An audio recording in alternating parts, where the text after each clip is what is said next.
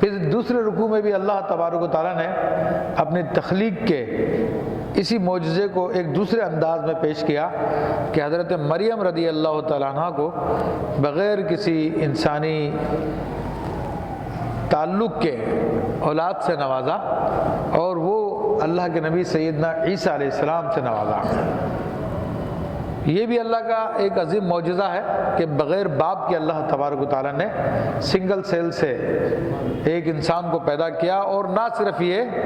بلکہ وہ انسان بھی ایسا انسان ہے کہ پیدا ہونے کے فوراً بعد اس نے لوگوں سے اپنی ماں کی گود میں کلام کیا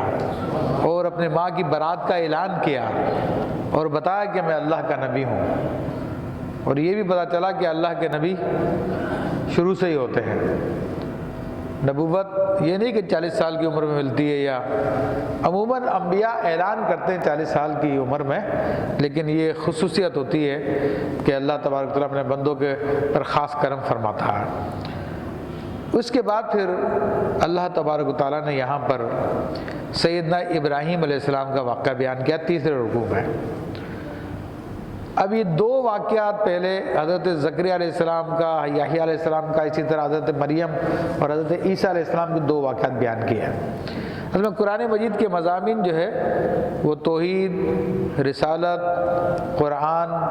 آخرت، ان چیزوں سے متعلق ہے، اور یہی اسی چیز پہ دعوت کے لیے، اسی چیز پہ عقیدے کے لیے ہم لوگوں کو بار بار جو ہے تیار کیا جاتا ہے، کیونکہ یہی عقیدے رکھنے سے انسان اس دنیا میں بھی کامیاب ہوتا، آخرت میں بھی کامیاب ہوتا ہے۔ اور ہزاروں چیزیں ایسی ہیں اس دنیا میں جو انسان کو ان میں سے کسی ایک عقیدے سے بھی گمراہ کر دے تو اس کے سارے عقیدے خراب ہو جاتے ہیں۔ تو چونکہ کفار ان کے دو گروہ تھے، اس اعتبار سے دو گروہ میں کہہ رہا ہوں کہ کفار میں سے بعض وہ تھے جو زندہ لوگوں کی پوجا کیا کرتے تھے، اور بعض وہ تھے جو پتھروں کی، بتوں کی، درختوں کی پوجا کیا کرتے تھے۔ تو یہ عیسائی اور یہودی یہ وہ لوگ تھے جو کہ زندہ لوگوں کی پوجا کرتے ہیں، یعنی انسانوں کی پوجا کرتے تھے۔ حضرت عیسیٰ علیہ السلام کی پوجا کرنا، حضرت عزیر علیہ السلام کی پوجا کرنا، عبادت کرنا، اور پھر ان لوگوں نے اپنے ربیوں کو، اپنے رہبانیوں کو انہوں نے بھی خدا بنا لیا تھا، ان کی ہر بات غلط و صحیح پہ عمل کرتے تھے۔ تو اس اعتبار سے انسانوں کی پوجا کرنے والے ہوئے۔ تو اللہ تبارک و تعالیٰ نے پہلے دو رکوعوں میں انہی لوگوں کا رد فرمایا، اور جس بنیاد پر وہ انسانوں کی پوجا کرتے تھے تو بتا دیا کہ یہ اللہ تعالیٰ کے معجزے ہیں، اور اللہ تبارک و تعالیٰ بطور معجزہ سب کچھ کر سکتا ہے۔ تو تم عیسیٰ علیہ السلام کو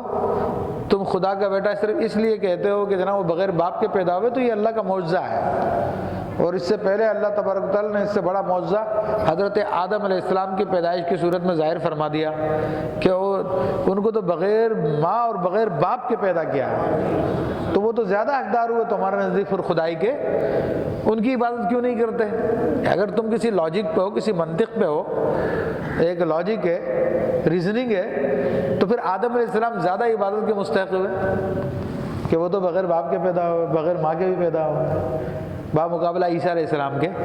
تو جب وہاں پر تمہاری ریزننگ کام نہیں کرتی، تم ان کو خدا کا بندہ ہی کہتے ہو،